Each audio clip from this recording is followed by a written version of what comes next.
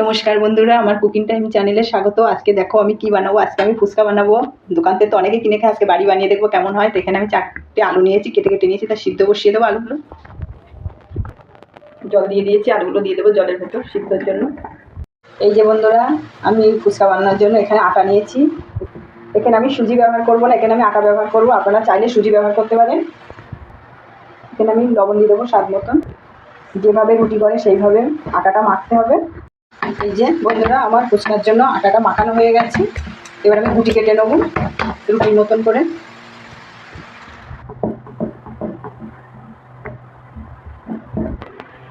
এই যে বন্ধুরা, রুটি বেলা হয়ে গেছে। এবার আমি কাপ দিয়ে ফুচকার সাইজে কেটে নেব।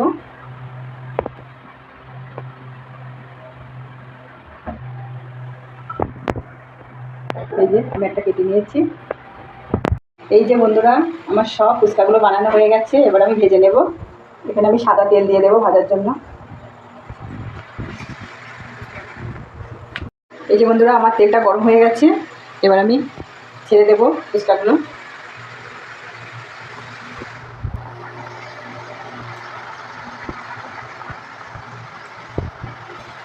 দেখুন বন্ধুরা, কত সুন্দর ফুলছে আমার ফুচকাগুলো।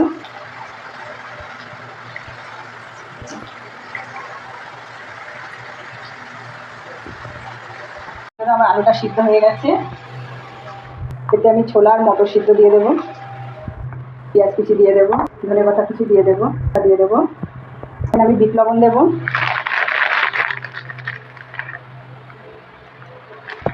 আলুটা ভালো করে মাখিয়ে নেব।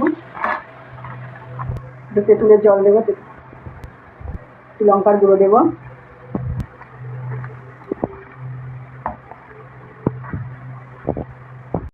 এই যে বন্ধুরা, এবার আমি টক জল বানাবো। এখানে আমি তেঁতুল দিয়ে দেবো, আমি লেবু পাতা দিয়ে দেবো, লেবুর রস দেবো, বিট লবণ দিয়ে দেবো,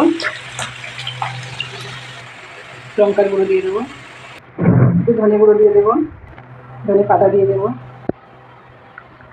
যে বন্ধুরা, আমার ফুচকা রেডি। তা দেখুন কত সুন্দর মচমচে হয়েছে ফুচকা আমার। একটা দেখাচ্ছি, এই যে টক জল। তা দেখুন বন্ধুরা, আমার ফুচকাটা কেমন হয়েছে। আপনারা চাইলে বাড়িতে বানিয়ে খেতে পারেন। আমরা তো দোকানে প্রতিদিন কিনে খাই, আজকে বাড়িতে এটা খুব ভালো হয়নি, তবু হয়েছে। তা যদি ভিডিওটি ভালো লাগে তাহলে শেয়ার করবে, আর আমার ফুচকাটা কেমন হয়েছে জানাবে।